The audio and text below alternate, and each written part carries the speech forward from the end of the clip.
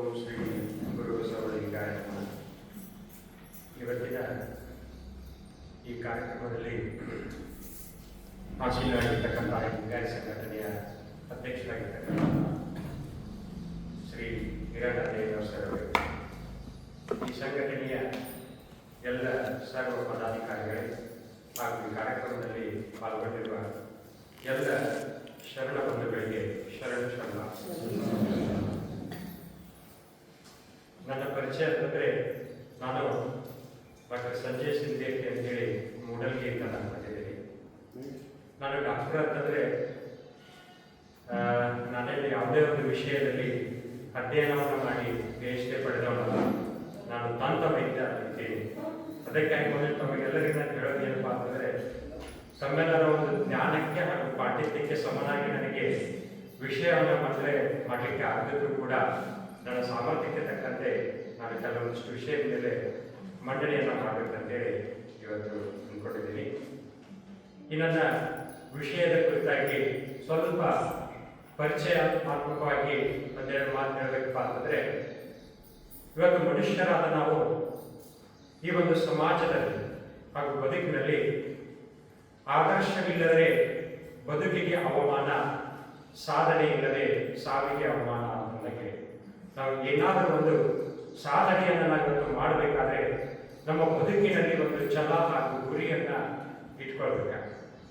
ಆ ನಮ್ಮ ಬದುಕಿನಲ್ಲಿ ಆ ಸಾಧನೆ, ಛಲ, ಗುರಿ ಇವೆಲ್ಲವನ್ನು ನಾವು ಸಾಧಿಸಬೇಕಾದ್ರೆ ಮೊದಲು ನಮ್ಮ ಆರೋಗ್ಯವನ್ನು ನಾವು ಚೆನ್ನಾಗಿ ಇಟ್ಕೊಳ್ಬೇಕಾಗುತ್ತೆ. ಹೆಲ್ತ್ ಈಸ್ ವೆಲ್ತ್ ಅಂತಾರೆ. ಆರೋಗ್ಯವೇ ಭಾಗ್ಯ. If money is loss, nothing is loss. If wealth is loss, something is loss. If health is loss, everything is loss ಅಂತಾರೆ. ನಾವು ದುಡ್ಡನ್ನು ಹಾಗೂ ಸಂಪತ್ತನ್ನು ನಾವು ಕಳೆದುಕೊಂಡ್ರೆ ಮತ್ತೆ ನಾವು ಅದನ್ನು ಕಳಿಸ್ಬೋದು. ಆದರೆ ನಮಗೆ ಇರುವಂತಹ ಇವತ್ತು ಎಲ್ಲ ಭಾಗ್ಯಗಳಲ್ಲಿ ಶ್ರೇಷ್ಠವಾದ ಭಾಗ್ಯ ಯಾವುದು ಅಂತಂದರೆ ಆರೋಗ್ಯ ಭಾಗ್ಯ ಅಂತ. ಅಂತ ಆರೋಗ್ಯವನ್ನು ನಾವಿವತ್ತು ಚೆನ್ನಾಗಿ ಇಟ್ಕೊಳ್ಬೇಕಾದ್ರೆ ಕೇವಲ if health does not always come from medicine, it comes from peace of mind, peace in the heart and peace in the soul ಅಂತ. ಇದು ಯಾವತ್ತಿಗೂ ನಮ್ಮ ಆರೋಗ್ಯ ಅನ್ನೋದು ಕೇವಲ ನಾವು ವೈದ್ಯರು ಕೊಡುವಂತಹ ಒಂದು ಔಷಧ ಉಪಚಾರಗಳಿಂದ ಅದು ಬರುವುದಿಲ್ಲ. ಅದು ಯಾವಾಗ ನಮ್ಮ ತಲೆಯಲ್ಲಿ, ಮನಸ್ಸಿನಲ್ಲಿ ಹಾಗೂ ಆತ್ಮದಲ್ಲಿ ಶಾಂತಿ, ನೆಮ್ಮದಿ ಮತ್ತು ಸಮಾಧಾನ ಅನ್ನೋದು ಇರುತ್ತದೆ, ಆವಾಗ ಮಾತ್ರ ನಾವು ಉತ್ತಮ ಆರೋಗ್ಯವನ್ನು ನಾವಿವತ್ತು ಕಾಪಾಡಬಹುದು. ಹಾಗಾದ್ರೆ ಆ ಆರೋಗ್ಯ ನಾವು ಔಷಧ ಉಪಚಾರಗಳಿಂದ ಬಿಟ್ಟು ಮತ್ಯಾವುದರಿಂದ ನಾವು ಪಡೆಯಬಹುದು ಅಂತಂದ್ರೆ ಸಾಹಿತ್ಯ, ಸಂಸ್ಕೃತಿ ಹಾಗೂ ಸಂಸ್ಕಾರದಿಂದ ನಾವಿತ್ತು ಈ ಆರೋಗ್ಯ, ಉತ್ತಮವಾದ ಆರೋಗ್ಯವನ್ನು ನಾವಿತ್ತು ಪಡೆಯಬೇಕು. ಈ ನಿಟ್ಟಿನಲ್ಲಿ ಈ ಸಾಹಿತ್ಯದಲ್ಲಿ ಅತ್ಯಂತ ಶ್ರೇಷ್ಠವಾಗಿರ್ತಕ್ಕಂತಹ ವಚನ ಸಾಹಿತ್ಯದಲ್ಲಿ ಶರಣರು ನಮ್ಮ ಆರೋಗ್ಯದ ಕುರಿತಾದ ಕೆಲವೊಂದು ಪರಿಕಲ್ಪನೆಗಳನ್ನ, ಕೆಲವೊಂದು ಸಂದೇಶಗಳನ್ನ ನಮಗೆ ಕಟ್ಟಿಕೊಟ್ಟಿದ್ದಾರೆ. ಅದರ ಬಗ್ಗೆ ಸ್ವಲ್ಪ ಹೇಳಬೇಕಪ್ಪ ಅಂತಂದ್ರೆ, ಇವತ್ತು ಜಗತ್ತಿನಲ್ಲಿ ಯಾರು ಎಂದೂ ಕಂಡರಿಯದಂತಹ ಜನರಿಂದ ಜನರಿಗಾಗಿಯೇ ಜನರೇ ರಚಿಸಿರ್ತಕ್ಕಂತಹ ಸಾಹಿತ್ಯ ಯಾವುದಾದ್ರೂ ಇದೆ ಅಂತಂದ್ರೆ ವಚನ ಸಾಹಿತ್ಯ.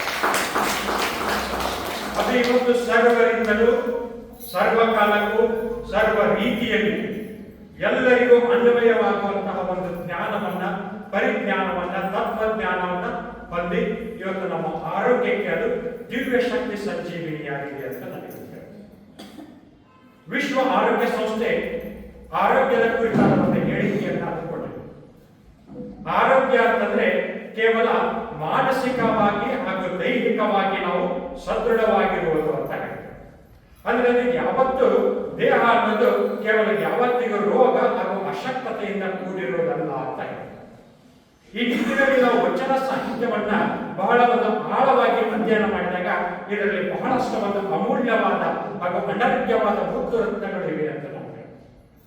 ಆದ್ರೆ ತಾವೆಲ್ಲರೂ ಕೇಳಬಹುದು 12ನೇ ಶತಮಾನದ ಆಧ್ಯಾತ್ಮೀಕರಣಗೊಂಡ ವಚನ ಸಾಹಿತ್ಯಕ್ಕೂ ಹಾಗೂ ಇವತ್ತಿನ 21ನೇ ಶತಮಾನದ ವೈಜ್ಞಾನೀಕರಣಗೊಂಡ ಈ ಒಂದು ಆರೋಗ್ಯಕ್ಕೂ ಎತ್ತನ ಮಾಮರ, ಎತ್ತನ ಕೋಗಿಲೆ, ಎತ್ತನಿಂದ ಸಂಬಂಧವಯ್ಯ ಅಂತ ಕೇಳಬಹುದು.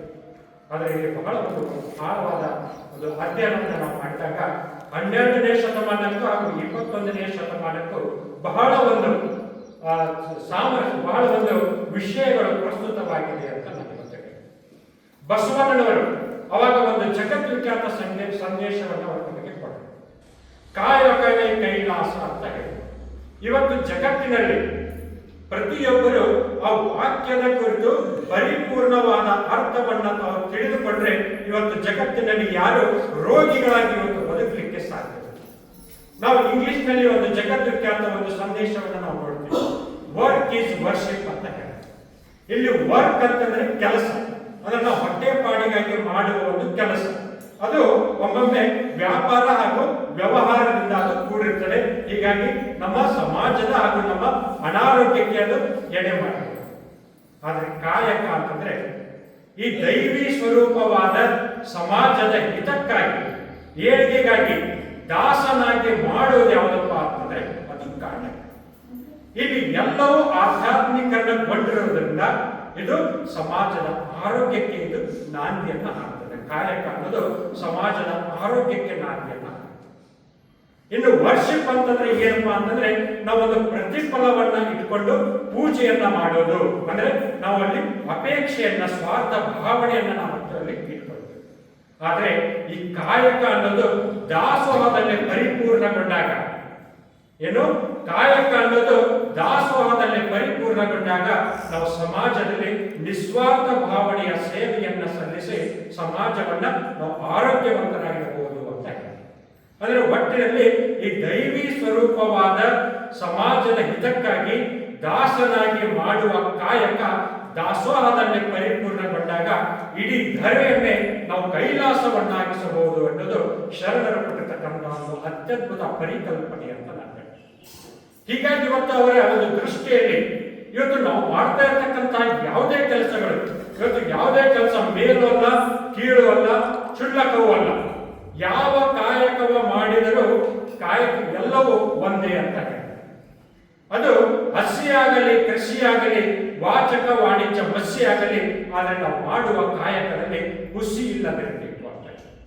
ಅಂದ್ರೆ ನಾವಿವತ್ತು ಯಾವುದೇ ಒಂದು ಕಾಯಕವನ್ನು ಮಾಡಿದರೂ ಕೂಡ ಅದು ಸತ್ಯ, ಶುದ್ಧ, ಪ್ರಾಮಾಣಿಕತೆಯಿಂದ ಕೂಡಿರಬೇಕು ಅಂತ. ದ್ರವ್ಯದ ಒಂದು ಮನಃಶುದ್ಧಿ ಇಲ್ಲದವನಿಗೆ ದ್ರವ್ಯದ ಬಡತನವಿಲ್ಲದೆ ಚಿತ್ತಶುದ್ಧಿಯಲ್ಲಿ ಕಾಯಕ ಮಾಡುವಲ್ಲಿ ಸದ್ಭಕ್ತನಿಗೆ ಎತ್ತ ನೋಡಿದಳೆತ್ತ ಲಕ್ಷ್ಮಿ ತಾನಾಗಿಪ್ಪಳು ಮಾರಯ್ಯ ಪ್ರಿಯ ಅಮರೇಶ್ವರ ಲಿಂಗವಾಯಿತಾದರೂ ಶರಣವುಳ್ಳಕ್ಕ ಅಂತೇಳಿ ಐದಕ್ಕಿ ಮಾರನವರು ಅವರ ಒಂದು ವಚನವನ್ನ ಕೊಟ್ಟರು. ಆ ವಚನ ಅವತ್ತಿಗಿಂತಲೂ ಇವತ್ತು ಹೆಚ್ಚು ಪ್ರಸ್ತುತ ಅಂತ ಅನಿಸ್ತದೆ. ಯಾಕಪ್ಪ ಅಂತಂದ್ರೆ ಇವತ್ತು ವಿಶ್ವ ಆರೋಗ್ಯ ಸಂಸ್ಥೆ ಆರೋಗ್ಯದ ಕುರಿತಾದ ಹೇಳಿಕೆಯನ್ನ ಸ್ವಲ್ಪ ಬದಲಾವಣೆ ಮಾಡಿ ಇವತ್ತು ಉತ್ತಮವಾದ ಆರೋಗ್ಯ ಅಂತಂದ್ರೆ ಕೇವಲ ದೈಹಿಕವಾಗಿ ಹಾಗೂ ಮಾನಸಿಕವಾಗಿ ಸದೃಢವಾಗಿರುವುದಷ್ಟೇ ಅಲ್ಲದೆ ಇವತ್ತು ನಾವು ಆರ್ಥಿಕವಾಗಿ ಹಾಗೂ ಸಾಮಾಜಿಕವಾಗಿ ಯಾರು ಒಂದು ಉತ್ತಮ ಬದುಕನ್ನ ಸಾಗಿಸುವರೋ ಅವರು ಉತ್ತಮವಾದ ಆರೋಗ್ಯವನ್ನು ಹೊಂದಿರ್ತಾರೆ ಅಂತ ಇವತ್ತು ವಿಶ್ವ ಆರೋಗ್ಯ ಸಂಸ್ಥೆ.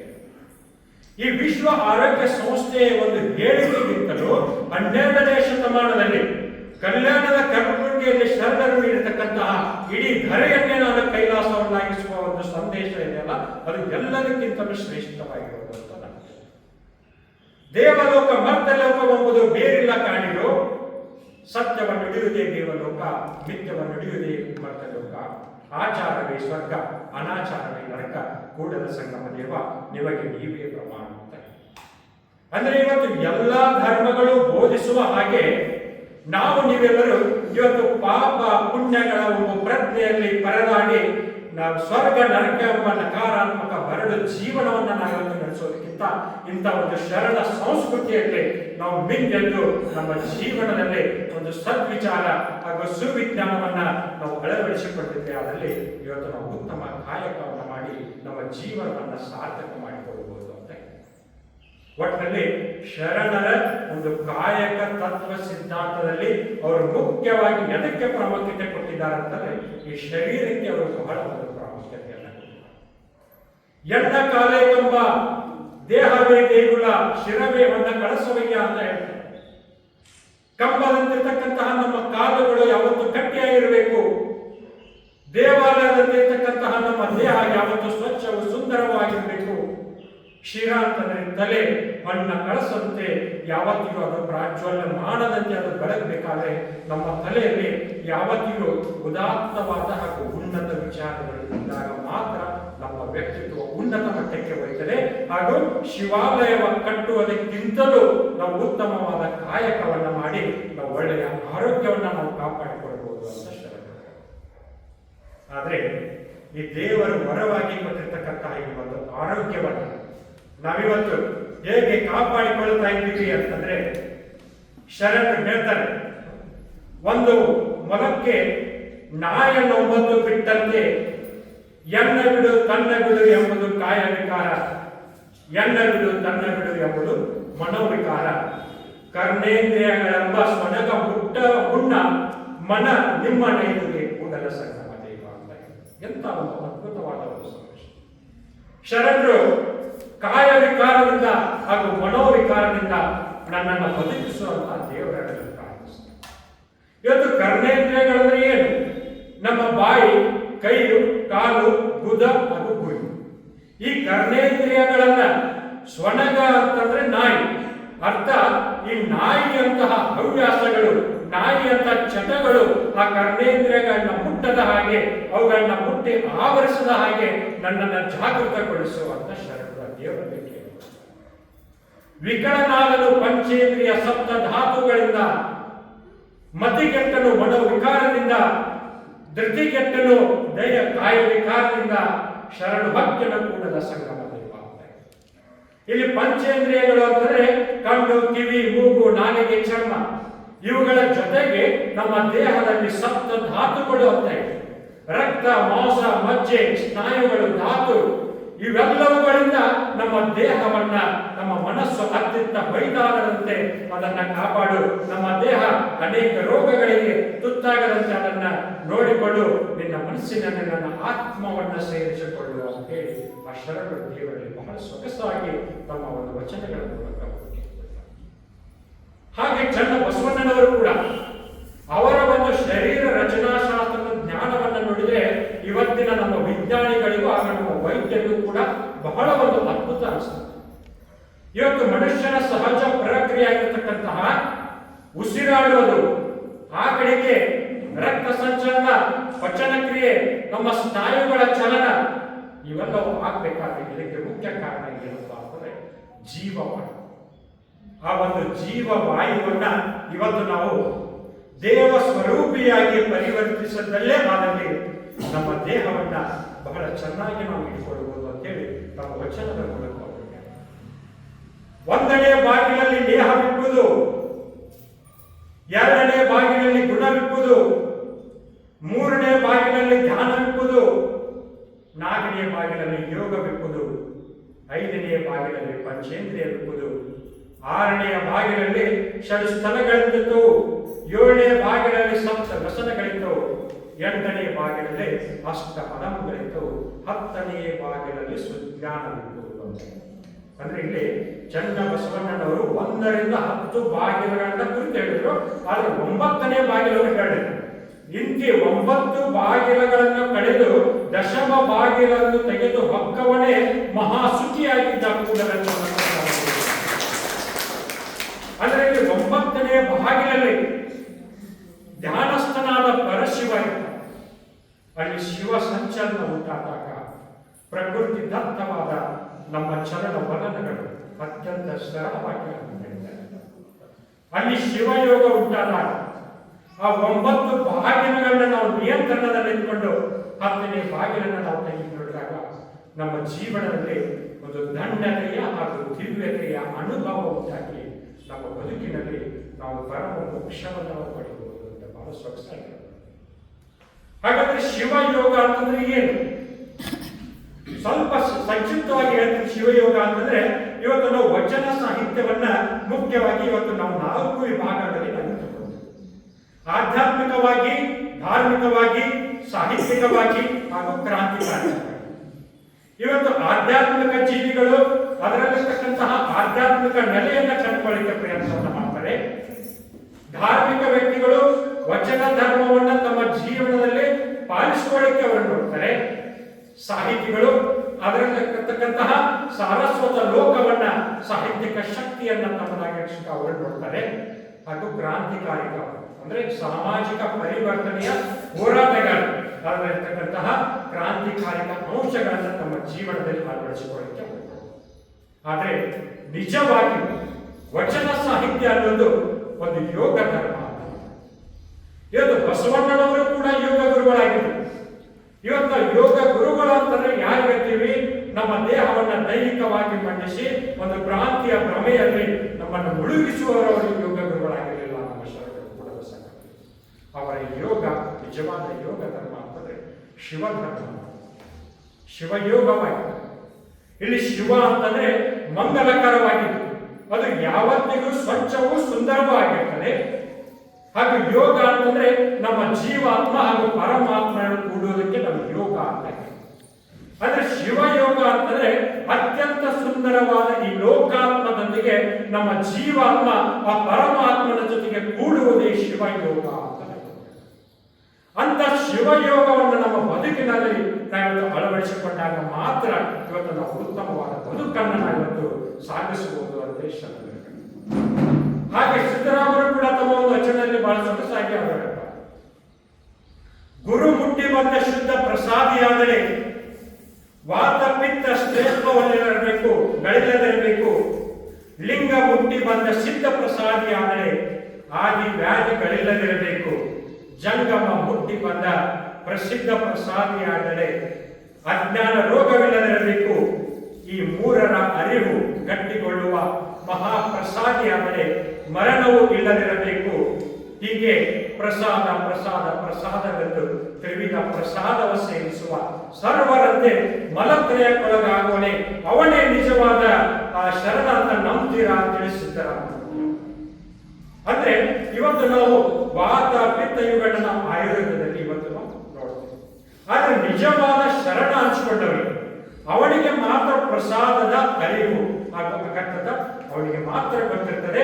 ಹೀಗಾಗಿ ಅವನಿಗೆ ಇವತ್ತು ಯಾವತ್ತು ಯಾವ ರೋಗಗಳು ಕೂಡ ಇವತ್ತು ಅವನಿಗೆ ಅದರಲ್ಲಿ ಮಹಾಪ್ರಸಾದ ಎನಿಸಿಕೊಂಡವನಿಗೆ ಅವನಿಗೆ ಮರಣವೂ ಕೂಡ ಬರಲಿಕ್ಕೆ ಅವನಿಗೆ ಹೆದರುತ್ತದೆ. ಆದರೆ ನಾವಿವತ್ತು ಆಧುನಿಕ ಪದ್ಧತಿಯ ಆಹಾರ ಅದರ ಜೊತೆಗೆ ಪಾಶ್ಚಿಮಾತ್ಯ ಶೈಲಿಯ ಆಹಾರವನ್ನ ಇವತ್ತು ನಾವು ಸೇವಿಸ್ತಾ ಇರೋದ್ರಿಂದ ಆಧುನಿಕ ರೋಗಗಳಿಗೆ ಹಾಗೂ ಪಾಶ್ಚಿಮಾತ್ಯದ ರೋಗಗಳಿಗೆ ಇವತ್ತು ನಮ್ಮ ದೇಹವನ್ನು ಇವತ್ತು ನಾವು ಬಲಿ ಕೊಡ್ತಾ ಇದ್ದೇವೆ. ಅದಕ್ಕೆ ಸರ್ವಜ್ಞನವರು ಬಹಳ ಸೊಗಸಾಗಿ ಹೇಳ್ತಾರೆ, ಜೋಳವನ್ನು ತಿಂದವನು ತೋಳನಂತನವನು, ಬೆಲ್ಲ ಬೇಳೆಗಳನ್ನು ತಿಂದವನು ಬಹುಕಾಲ ಬಾಳಿ ಆದ ಸರ್ವಜ್ಞ ಅಂತ ಹೇಳ್ತಾರೆ. ಅಂದ್ರೆ ನಾವು ಒಳ್ಳೆಯ ಆಹಾರವನ್ನ ಸೇವಿಸಿದಾಗ ಮಾತ್ರ ನಾವು ಬಹುಕಾಲ ನಾವು ಬಹುಕಾಲ ಬದುಕಬಹುದು ಅಂತ ಹೇಳ್ತಾರೆ. ಅದನ್ನು ಕೂಡ ನಾವು ಮಿತಿಯಲ್ಲಿ ಸೇವಿಸಬೇಕು ಅಂತ ಹೇಳ್ತಾರೆ. ಒಂದು ಸಲ ತಿಂದವನು ಯೋಗಿ, ಎರಡು ಸಲ ತಿಂದವನು ಭೋಗಿ, ಮೂರು ಸಲ ತಿಂದವನು ರೋಗಿ, ನಾಲ್ಕನೇ ಸಲ ತಿಂದವನ ಹೊತ್ತುಕೊಂಡು ಹೋಗಿ ಅಂತ ಸರ್ವಜ್ಞ ಅಂದ್ರೆ ನಾವು ಎಷ್ಟು ಇತಿಮಿತಿಯಲ್ಲಿ ನಾವು ಆಹಾರವನ್ನು ನಾವು ಸೇವಿಸ್ತೀವಿ, ನಮ್ಮ ಬದುಕು ನಮ್ಮ ಆರೋಗ್ಯ ಕೂಡ ಅಷ್ಟೇ ಉತ್ತಮವಾಗಿರುತ್ತದೆ ಅಂತ. ಇನ್ನೊಂದು ಬಾಚಿಕಾಯದ ಬಸವಣ್ಣ ಅಂತ ಶರಣರು, ಅವರು ಕೂಡ ನಮ್ಮ ಆರೋಗ್ಯದ ಕುರಿತಾದ ಭ್ರೂಣ ಜ್ಞಾನದ ಕುರಿತಾದ ಅವರ ಜ್ಞಾನವನ್ನ ನಾವಿವತ್ತು ನೋಡಿದ್ರೆ ನಮ್ಮ ವೈದ್ಯಕೀಯ ಜ್ಞಾನ ಇವತ್ತು ವೈದ್ಯಕೀಯ ಕ್ಷೇತ್ರಗಳಿದೆಯಲ್ಲ ಅದಕ್ಕೂ ಕೂಡ ವಿಸ್ಮಯ ಆಗ್ತಾರೆ. ಅವಾಗ 12ನೇ ಶತಮಾನದಲ್ಲಿ ಅವರು ಹೇಳ್ತಕ್ಕಂಥ ವಚನವನ್ನು ನೋಡಿದ್ರು, ಮಾತೆಯ ಆತ್ಮದಲ್ಲಿ ರೇತ ರಕ್ತವು ಕೂಡಿ ಏನು ಮಾತೆಯ ಆತ್ಮದಲ್ಲಿ ರೇತ ರಕ್ತವು ಕೂಡಿ ಕಣ್ಣೀರ ಮುತ್ತಿನಂತಾಯಿತು. ಆ ಕಣ್ಣೀರ ಮುತ್ತು ಒಂದು ವಿದ್ರಮದಾಕಾರವಾಯಿತು. ಆ ವಿದ್ರಮದಾಕಾರವು ಒಂದು ಬಿಡಿಯಾಯಿತು. ಆ ಪಿಂಡಾಂಡ ಅಂಗಕ್ಕೆ ಆ ನವಮಾಂಸವ ತುಂಬಿ ಆತ್ಮನ ಆಗಮವಾಗಿತ್ತು. ಆ ಆತ್ಮ ತನ್ನ ದೇಹದೊಳಗೆ ತನ್ನ ಹೊರಗೆ ನೋಡಿದಾಗ ತನ್ನ ಅಂಗಗಳು ಲಿಂಗಮಯ ಆಗಿತ್ತು, ತನ್ನ ಶಿರವೇ ತನ್ನ ಅಂಗ ಲಿಂಗ ಪೀಠವಾಗಿತ್ತು, ತನ್ನ ಶಿರವೇ ಲಿಂಗವಾಗಿತ್ತು. ಆ ಶಿರದಲ್ಲಿ 2 ನೇತ್ರ ಜ್ಯೋತಿಗಳಿತ್ತು. ಆ 2 ನಯನ ಜ್ಯೋತಿಗಳ ನಡುವೆ ಒಂದು ಅಮೃತ ಕಮಲವಿತ್ತು. ಆ ಕಮಲದಲ್ಲಿರುವ ಅಮೃತವನ್ನ ಉಣ್ಣಲು ಬಯಸಿದವನೇ, ಉಣ್ಣಲು ಶಕ್ತನಾದವನೇ ಪಿಂಡಾಂಡ ಜ್ಞಾನಿಯಾಗಿದ್ದ ಅಂತೇಳಿ ಭಾಷಿಕಾಯ ಬಸವಣ್ಣನವರು ಭ್ರೂಣ ಜ್ಞಾನದ ಕುರಿತವರ ಜ್ಞಾನವನ್ನ ನೋಡಿ. ಇವತ್ತು ತಾಯಿಯ ಒಂದು ಸ್ತ್ರೀ ಬೀಜದಲ್ಲಿ ವೀರ್ಯ ಹಾಗೂ ಸ್ತ್ರೀ ಬೀಜ ಕೂಡಿದಾಗ ಅಲ್ಲಿ ಒಂದು ಭ್ರೂಣ ಆಗ್ತದೆ, ಅದು ವಿಕ್ರಮದಾಕಾರವನ್ನು ಪಡೆಯುತ್ತದೆ, ಮುಂದೆ ಹಿಡಿಯಾರ ಆಗ್ತದೆ, ಅದು ಮುಂದೆ ಪಿಂಡಾಂಡವಾಗ್ತದೆ. ಅದು ತನ್ನ ದೇಹವನ್ನು ಹೊರಗೆ ತಾನೇ ನೋಡಿದಾಗ ತನ್ನ ದೇಹ ಲಿಂಗದ ಪೀಠವಾಗಿ, ತನ್ನ ಮುಖ ಲಿಂಗವಾಗಿ ಕಾಣಿಸಿಕೊಳ್ತದೆ. ಆ ಶಿರದಲ್ಲಿ 2 ನೇತ್ರ ಜ್ಯೋತಿಗಳಿರ್ತವೆ. ಅದರ ನಡೆಯಲ್ಲಿ ಇರ್ತಕ್ಕಂತಹ ಒಂದು ಕಮಲದಲ್ಲಿರ್ತಕ್ಕಂತಹ ಅಮೃತವನ್ನ ಯಾರು ಉಣ್ಣಲಿಕ್ಕೆ ಶಕ್ತನಾಗ್ತಾನೋ ಅವನು ಮಾತ್ರ ಇವತ್ತು ಪಿಂಡಾಂಡ ಜ್ಞಾನಿ ಆಗ್ತಾನೆ ಅಂತ. ಇದೆಲ್ಲವೂ ಮೇಲ್ನೋಟಕ್ಕೆ ಆ ಒಂದು ವಚನದ ಅರ್ಥವಾದರೂ ಕೂಡ ಇದರಲ್ಲಿರ್ತಕ್ಕಂತಹ ಒಂದು ಸತ್ಯದ ಅರಿವು ಇದೆಯಲ್ಲ, ಅದು ಇವತ್ತು ಶರಣರ ಒಂದು ಸಾಧನೆಯ ಗುರಿಯಾಗಿದೆ ಅಂತ ಗೊತ್ತಿದೆ. ಒಟ್ಟಿನಲ್ಲಿ ಇವತ್ತು 12ನೇ ಶತಮಾನದ ಈ ಒಂದು ಶರಣ ಸಂಸ್ಕೃತಿಗೂ ಹಾಗೂ 21ನೇ ಶತಮಾನದ ಈ ಒಂದು ಆಧ್ಯಾತ್ಮೀಕರಣಗೊಂಡ ಒಂದು ಆರೋಗ್ಯಕ್ಕೂ ಬಹಳ ಒಂದು ತಾಳಮೇಳ ಕಂಡು. ಅದರಲ್ಲಿ ಒಬ್ಬ ಶರಣ ವೈದ್ಯ ಸಂಘಟನೆಯವರ ಒಂದು ಮಾತನ್ನ ಹೇಳ್ತಾರೆ, ಕೇವಲ ಮೈಗೆ ಮದ್ದು ಕೊಡುವವರು ಮಾತ್ರ ಇವತ್ತು ವೈದ್ಯನಲ್ಲ, ಶಿವಾನುಭವಿಗಳಾದ ಅವರ ಮನಸ್ಸಿಗೂ ಕೂಡ ಯಾರು ಮದ್ದನ್ನ ಕೊಡ್ತಾರೋ ಅವರು ನಿಜವಾದ ವೈದ್ಯರು ಅಂತ.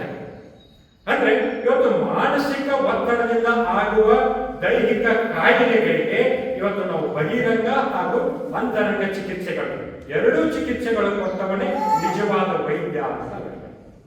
ಅದನ್ನು ಅವರು ಹೇಳ್ತಾರೆ, ಒಂದು ಹೆಚ್ಚು ಮುಂದೆ ಹೋಗಿ ಹೇಳ್ತಾರೆ, ಈ ಬಹಿರಂಗ ಚಿಕಿತ್ಸೆ, ದೈಹಿಕ ಚಿಕಿತ್ಸೆ ಅನ್ನೋದು ಕೇವಲ ತಾತ್ಕಾಲಿಕ ಚಿಕಿತ್ಸೆ ಅಂತ. ಅಂತರಂಗ ಚಿಕಿತ್ಸೆಯನ್ನ ಕೊಟ್ಟಾಗ ನಾವು ಆ ರೋಗವನ್ನ ಬೇರು ಸಮೇತವಾಗಿ ನಾವು ಅದನ್ನು ಕಿತ್ತೊಗೆಯುವುದು ಅಂತ. ಅದಕ್ಕೊಂದು ಉದಾಹರಣೆ ಹೇಳಬೇಕಪ್ಪ ಅಂತಂದ್ರೆ, ಒಂದು ಹೃದಯಾಘಾತವಾದ ವ್ಯಕ್ತಿಗೆ ಅವನ ರಕ್ತದಲ್ಲಿ ಹಾಕುಬಿಟ್ಟಿರ್ತಕ್ಕಂಥ ಅಂಶಗಳನ್ನ ನಾವು ಕರಗಿಸಬೇಕಾದ್ರೆ ಏನ್ ಮಾಡ್ತೀವಿ, 1000 ರೂಪಾಯಿಗಳನ್ನ ನಾವು ಖರ್ಚು ಮಾಡಿ ಅವನಿಗೆ ಇಂಜೆಕ್ಷನ್ ಕೊಟ್ಟು ಅದಕ್ಕೆ ಚಿಕಿತ್ಸೆಯನ್ನು ನೀಡ್ತೀವಿ. ಮುಂದೆ ಲಕ್ಷಾಂತರ ರೂಪಾಯಿ ಖರ್ಚನ್ನು ಮಾಡಿ ನಾವು ಆಂಜಿಯೋಗ್ರಾಫಿ ಮುಖಾಂತರ ಅವನಿಗೆ ಸ್ಟಂಟ್ ಅನ್ನು ಅಳವಡಿಸ್ತೀವಿ. ಒಮ್ಮೊಮ್ಮೆ ರಕ್ತನಾಳಗಳ ಅಡೆತಡೆ ಇದ್ದಾಗ ನಾವು ಬಹಳಷ್ಟು ಲಕ್ಷಾಂತರವನ್ನ ಖರ್ಚು ಮಾಡಿ ಓಪನ್ ಹಾರ್ಟ್ ಸರ್ಜರಿಯನ್ನ ಕೂಡ ನಾವು ಮಾಡ್ತೀವಿ. ಇಷ್ಟೆಲ್ಲ ಮಾಡಿದ್ರೂ ಕೂಡ ಆ ವ್ಯಕ್ತಿ ತನ್ನ ಮಾನಸಿಕ ಹಾಗೂ ದೈಹಿಕ ದೌರ್ಬಲ್ಯದಿಂದ ಅತಿಯಾದ ತಿಂದು ಮತ್ತೆ ಸೇವನೆಯನ್ನ ಮಾಡಿ ಧೂಮ್ರಪಾನವನ್ನ ಮಾಡಿದ್ರೆ ಆ ಮಾಡಿದ ಕೆಲಸವನ್ನು ಹೊಳೆಯಲ್ಲಿ ಹುಣಸೆ ಹಣ್ಣು ಬಿಡುವಂತೆ. ಅದಕ್ಕಾಗಿ ಇವತ್ತು ವ್ಯಕ್ತಿಗೆ ಅಂತರಂಗ ಚಿಕಿತ್ಸೆಯು ಕೂಡ ಬಹಳ ಮುಖ್ಯ ಅವಶ್ಯಕ. ವ್ಯಸನದಲ್ಲಿ ಈ ದೇಹ ಮಸನವನ್ನು ಕಾಣುವುದು, ಈ ಕಾರ್ಯವನ್ನ ನಾವು ಹಸನಾಗಿ ಮಾಡಿದರೆ ಆಶನ ವ್ಯಸನಗೊಳ್ಳುತ್ತೆ. ಒಟ್ಟಿನಲ್ಲಿ ಇವತ್ತು ಅಮೆರಿಕದಲ್ಲಿ ನೋಡಿ, ಇಂತಹ ಒಂದು ಅಂತರಂಗ ಶುದ್ಧಿ ಹಾಗೂ ಬಹಿರಂಗ ಶುದ್ಧಿ ಇಂತಹ ಒಂದು ತತ್ವವನ್ನು ಅಳವಡಿಸಿಕೊಂಡು ಇವತ್ತು ವಾರ್ಷಿಕ ಸರಾಸರಿ 28% ಸಾವಿನ ಪ್ರಮಾಣವನ್ನು ಕೂಡ ಅವರು ಇವತ್ತು ಕಡಿಮೆ ಮಾಡಿದ್ದಾರೆ. ಅದಕ್ಕೆ ಮುಖ್ಯ ಕಾರಣ ಏನಪ್ಪಾ ಅಂತಂದ್ರೆ ವ್ಯಕ್ತಿತ್ವ ನಿರ್ವಹಣೆ ಹಾಗೂ ಒತ್ತಡ ನಿರ್ವಹಣೆ. ಹಾಗಾದ್ರೆ ವ್ಯಕ್ತಿತ್ವ ನಿರ್ವಹಣೆ ಅಂದ್ರೆ ಏನು? ಇವತ್ತು ನಾವು ನಮ್ಮ ಮಕ್ಕಳಿಗೆ ಚಿಕ್ಕಂದಿನಂತೆಯೇ ಕೂಡಲ ಸಂಗಮ ದೇವ ಶರಣ ಬಸವಣ್ಣನವರ ಒಂದು ಸಪ್ತ ಸೂತ್ರಗಳಾಗಿರ್ತಕ್ಕಂತಹ ಕಳಬೇಡ, ಕೊಲಬೇಡ, ಹುಸಿಯ ನುಡಿಯಲು ಬೇಡ, ಮುಡಿಯಬೇಡ, ಅನ್ಯರಿಗೆ ಅಸಹ್ಯ ಪಡಬೇಡ, ತನ್ನ ಬಣ್ಣಿಸಬೇಡ, ಇದನ್ನು ಅಳಿಯಲು ಬೇಡ. ಇದೇ ಅಂತರಂಗ ಶುದ್ಧಿ, ಇದೇ ಬಹಿರಂಗ ಶುದ್ಧಿ, ಇದೇ ನಮ್ಮ ಕೂಡಲ ಸಂಗಮ ನಡೆಸುವ ಪರಿಕಲ್ಪನೆ. ಈ ವಚನದಲ್ಲಿರ್ತಕ್ಕಂತಹ ಕೇವಲ 7 ಸಪ್ತ ಸೂತ್ರಗಳನ್ನ ಇವತ್ತು ನಮ್ಮ ಮಕ್ಕಳಿಗೆ ಕಲಿಸಿಕೊಟ್ರೆ ಆ ವ್ಯಕ್ತಿ ಇವತ್ತು ಅಂತರಂಗ ಶುದ್ಧಿಯಾಗಿ ಇವತ್ತು ಉತ್ತಮವಾದ ಆರೋಗ್ಯವನ್ನು ಇವತ್ತು ನಾವು ಕಾಪಾಡಬಹುದು. ಹಾಗಾದ್ರೆ ಒತ್ತಡ ನಿರ್ವಹಣೆ ಅಂತಂದ್ರೆ ಏನು? ಇವತ್ತು ಪ್ರತಿಯೊಬ್ಬ ಮನುಷ್ಯ ದಿನನಿತ್ಯದ ಕಾರ್ಯದಿಂದ ಇವತ್ತು ಚಿಂತಾಕ್ರಾಂತ ಆಗಿದ್ದಾನೆ. ಆ ಚಿಂತೆ ಅನ್ನೋದು ಇವತ್ತು ಮನುಷ್ಯನನ್ನ ಚಿತೆಯ ಕಡೆಗೆ ಇವತ್ತು ಕರೆದುಕೊಂಡು ಹೋಗ್ತಾನೆ. ಈ ಚಿಂತೆ ಹಾಗೂ ಚಿತೆಯ ನಡುವೆ ಇರ್ತಕ್ಕಂತಹ ಮುಖ್ಯ ವ್ಯತ್ಯಾಸ ಏನಪ್ಪಾ ಅಂತಂದ್ರೆ ಶೂನ್ಯ. ಇವತ್ತು ಶರಣರು ಮಾತ್ರ ಶೂನ್ಯವನ್ನ ಸಂಪಾದನೆ ಮಾಡಿದ್ರೆ ಇವತ್ತು ಮನುಷ್ಯರಾಗಿರ್ತಕ್ಕಂಥ ನಾವು ಏನ್ ಮಾಡ್ತಾ ಇದ್ದೀವಿ, ಲೋಭಿಗಳಾಗಿ ನಮ್ಮ ಜೀವನವನ್ನೇ ಇವತ್ತು ನಾವು ಶೂನ್ಯವನ್ನಾಗಿ ಇವತ್ತು ನಾವು ಮಾಡಿಕೊಡ್ತೇವೆ. ಇವತ್ತು ಚಿಂತೆಗೆ ಇವತ್ತು ಕೊನೆ ಇಲ್ಲದಂತಾಗಿದೆ. ಅದಕ್ಕೆ ಶರಣರು ಹೇಳ್ತಾರೆ, ಬಡತನಕ್ಕೆ ಕುಂಬುವ ಚಿಂತೆ, ಉಣ್ಣಲಾರದೆ ಉಡುವ ಚಿಂತೆ, ಉಡಲಾರದೆ ಇಡುವ ಚಿಂತೆ, ಇಡಲಾರದೆ ಹೆಂಡಿರ ಚಿಂತೆ, ಹೆಂಡಿರಾದರೆ ಮಕ್ಕಳ ಚಿಂತೆ, ಮಕ್ಕಳಾದರೆ ಬದುಕಿನ ಚಿಂತೆ, ಬದುಕಾದರೆ ಕೇಡಿನ ಚಿಂತೆ, ಕೇಡಾದರೆ ಮರಣದ ಚಿಂತೆ. ಇಂತೆ 10 ಹಲವು ಚಿಂತೆಗಳನ್ನ ನಾನು ನೋಡಿದ್ದೀನಿ. ಆದರೆ ಕೂಡಲ ಸಂಗಮ ದೇವ ನಿನಗಾಗಿ ಚಿಂತಿಸಿದರನ್ನ ನಾನು ಎಲ್ಲೂ ಕಾಣಿಲ್ಲ ಅಂತ. ಇವತ್ತು 10 ಹಲವು ಚಿಂತೆಗಳನ್ನು ಮಾಡ್ತೇವೆ. ಆದ್ರೆ ನಮ್ಮ ಬದುಕಿನ ಸಂಕಷ್ಟಗಳ ಪರಿಹಾರ ಆಗಬೇಕಾದ್ರೆ ಆ ಶಿವನ ಚಿಂತೆಯನ್ನ, ಶಿವನ ಭಜನೆಯನ್ನ ನಾವು ಮಾಡಿದಾಗ ಮಾತ್ರ ಆ ಎಲ್ಲ ಸಂಕಷ್ಟಗಳು ಇವತ್ತು ಪರಿಹಾರ ಆಗ್ತದೆ. ಹಾಗೆ ಇವತ್ತು ಭಗವಾನ್ ಬುದ್ಧರು ಕೂಡ ಒಂದು ಮಾತನ್ನ ಹೇಳ್ತಾರೆ, ಆಸೆಯ ದುಃಖಕ್ಕೆ ಮೂಲ ಕಾರಣ ಆಗ್ತಾರೆ. ಆಗ ಇವತ್ತು ಆಸೆ ಎಂಬ ನೀರು ಕುದುರೆ ಬೆನ್ನತ್ತಿ ದುರಾಸೆಯಿಂದ ಇವತ್ತು ನಾವು ನಮ್ಮ ಆರೋಗ್ಯವನ್ನ ಇವತ್ತು ನಾವು ಕೆಡಿಸಿಕೊಳ್ತಾ ಇದ್ದೀವಿ. ಆಸೆಗೆ ಸತ್ತದ ಕೋಟಿ, ಆವೇಶಕ್ಕೆ ಸತ್ತದ ಕೋಟಿ, ಹೆಣ್ಣು ಹೊಟ್ಟು ಮಣ್ಣಿಗೆ ಸತ್ತದ ಕೋಟಿ, ಗುಹೇಶ್ವರ ನಿಮಗಾಗಿ ಸತ್ತವರನ್ನು ನಾವು ಯಾರು ಇವತ್ತು ಆಸೆ ಆಮಿಷಗಳಿಗೆ, ಹೆಣ್ಣು ಹಣ್ಣು ಮಣ್ಣುಗಳಿಗೆ ಇವತ್ತು ನಾವು ಸಾಕಷ್ಟು ಜನ ಇವತ್ತು ಸತ್ತವರನ್ನು ನಾವು ಇವತ್ತು ನೋಡ್ತೀವಿ. ಆದರೆ ದೇವರಿಗಾಗಿ ಇವತ್ತು ಸತ್ತವರನ್ನು ಅದಕ್ಕಾಗಿ ಬಸವಣ್ಣವರು ಬಹಳ ಚೆನ್ನಾಗಿ ಹೇಳ್ತಾರೆ, ಇವತ್ತು ಈ ಆಸೆಗಳ ಜೊತೆಗೆ ನಾವು ನಮ್ಮಲ್ಲಿರ್ತಕ್ಕಂತಹ ಅರಿಷಡ್ ವರ್ಗಗಳನ್ನು ಕೂಡ ನಿಯಂತ್ರಣದಲ್ಲಿ ಇಟ್ಕೊಳ್ಬೇಕು ಅಂತ ಹೇಳ್ತಾರೆ. ಅರಿಷಡ್ ವರ್ಗಗಳು ಏನು? ಕಾಮ, ಕ್ರೋಧ, ಮೋಹ, ಮದ, ಮತ್ಸರ ಇವುಗಳನ್ನ ಇವತ್ತು ನಿಯಂತ್ರಣದಲ್ಲಿ ಇಟ್ಕೊಳ್ಬೇಕು. ಕಾಮ ಬೇಕು ಲಿಂಗ ಪ್ರೇಮಿ ಎನಿಸುವಂಗೆ, ಕ್ರೋಧ ಬೇಕು ಶರಣ ವೇದ್ಯವೆನಿಸುವಂಗೆ, ಮೋಹ ಬೇಕು ಲಿಂಗದ ಪ್ರೀತಿಯ ಬಯಸುವಂಗೆ ಅಂತ ಹೇಳ್ತಾರೆ.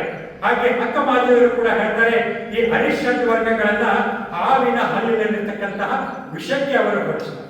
ಆ ಹಾವಿನ ಹಲ್ಲುಗಳನ್ನ ಕಳೆದು ನಾವು ಹೇಗೆ ಬದುಕನ್ನು ನಾವು ರೂಪಿಸಿಕೊಳ್ಳಬೇಕು ಅಂತ ಹೇಳ್ತಾರೆ. ಹಾವಿನ ಹಲ್ಲವ ಕಳೆದು ಹಾವಿನ ಸಂಘ ಮಾಡಬಲ್ಲಡೆ ಹಾವಿನ ಸಂಘವೇ ಲೇಸು ಕಂದಯ್ಯ ಅಂತ ಹೇಳ್ತಾರೆ. ಕಾಯದ ಸಂಘವ ವಿವರಿಸಬಲ್ಲದೆ ಕಾಯದ ಸಂಘವೇ ಮಾಡುವುದು ಲೇಸಯ್ಯ ಅಂತ ಹೇಳ್ತಾರೆ. ತಾಯಿ ರಕ್ಕಸಿಯಾದಂತೆ ಕಾಯ ವಿಕಾರವು ಚನ್ನ ಮಲ್ಲಿಕಾರ್ಜುನ ನೀನೊಲಿದರೆ ಕಾಯಗೊಂಡಿದ್ದರೆ ಬೇಡ ಅಂತ ಹೇಳ್ತಾರೆ. ಅಂದರೆ ಇವತ್ತು ಮನುಷ್ಯ ತನ್ನ ಮಾನಸಿಕ ಹಾಗೂ ದೈಹಿಕ ದೌರ್ಬಲ್ಯದಿಂದ ಇವತ್ತು ನಮ್ಮ ತಾಯಿಯನ್ನ, ಮಹಿಳೆಯನ್ನ ಇವತ್ತಿನ ಸ್ವೇಚ್ಛ ಸಮಾಜದಲ್ಲಿ ಇವತ್ತು ರಾಕ್ಷಸಿಯನ್ನಾಗಿ ಇವತ್ತು ಮಾಡ್ತಾರೆ. ಇದಕ್ಕೆ ಉದಾಹರಣೆ ಹೇಳಬೇಕಪ್ಪ ಅಂತಂದ್ರೆ, ಅಮೆರಿಕಾದಲ್ಲಿ 17 ವರ್ಷದ ಬಾಲಕಿ ಮಿನ್ನೆಸೋಟಾ ಅಂತ ಒಂದು ಹುಡುಗಿ ಬಾಲಕಿ ಒಂದು ಲಾಂಡ್ರಿ ಶಾಪ್ ನಲ್ಲಿ ಒಂದು ನವಜಾತ ಶಿಶುವಿಗೆ ಜನ್ಮವನ್ನು ನೀಡಿ ಸರಾಸರಿ 135 ಬಾರಿ ಚಾಕುವಿನಿಂದ ಚುಚ್ಚಿ ಅದನ್ನು ಕೊಲ್ಲುವುದು. ಅಷ್ಟೇ ಅಲ್ಲದೆ ಎಷ್ಟೋ ಮಹಿಳೆಗಳು ಪುರುಷನ ಒಂದು ಕಾಮದಿಂದ ಇವತ್ತು ನವಜಾತ ಶಿಶುಗಳನ್ನ ಇವತ್ತು ತಿಪ್ಪೆಯಲ್ಲೋ ಬಾವಿಯಲ್ಲೋ ಗಟ್ಟಗಳಲ್ಲೋ ಇವತ್ತು ಎಚ್ಚುತ್ತಾ ಇದ್ದಾರೆ.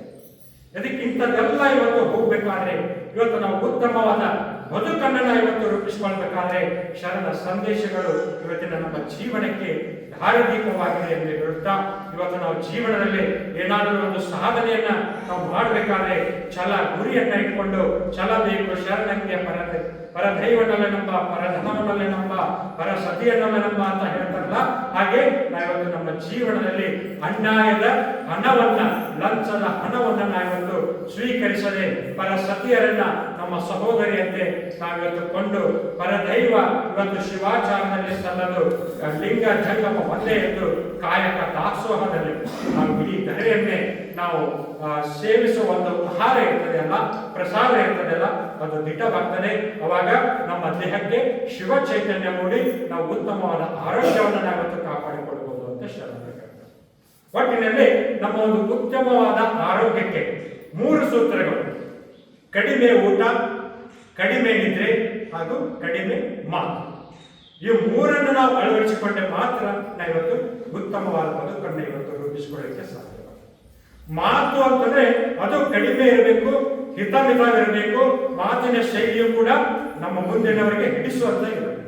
ಹೀಗಾಗಿ ಇವತ್ತು ನೋಡಿ, ಇವತ್ತು ನಮಗೆ ಸಿದ್ದೇಶ್ವರ ಅಪ್ಪಾಜಿಯವರು ಹಾಗೂ ಕೊಪ್ಪಳ ಸಿದ್ದೇಶ್ವರ ಅಪ್ಪಾಜಿಯವರು ಇವತ್ತು ನಾವು ಯಾಕೆ ನಡೆದಾಡುವವರು ದೇವರು ಅಂತ ಹೇಳ್ತೀವಿ ಅಂತಂದ್ರೆ ಅವರ ಮಾತು ಹಾಗೂ ಮಾತಿನ ಶೈಲಿ.